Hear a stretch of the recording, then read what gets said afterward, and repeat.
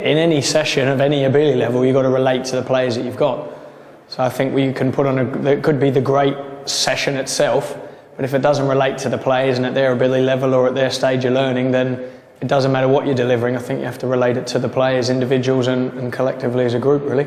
Sort of what went well and changes for next time and where you could add value, and just checking to see if each individual player got out of the session what they needed to at the time. I think that's really important, not just sort of the size of the area and did the session flow well or progress well, but did the players get out what they needed to and learn from it really, and where they are in their learning development. That's a big part of evaluating sessions as well.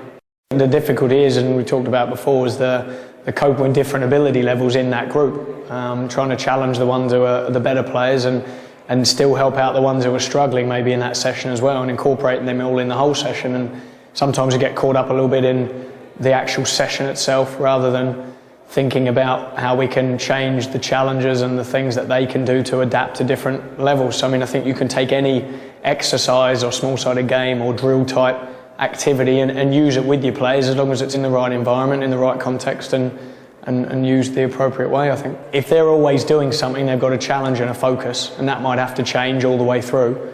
And then in terms of build it up, but if that's happening during the session, then they don't really have time to misbehave or lose interest. So I think if you can keep motivating them that way and keep them busy in terms of skills and activities and exercises and challenges with a group, then that's the best way to incorporate all them together. And I think if they don't have time to misbehave, then they'll enjoy the session a lot more and get out of it what they need.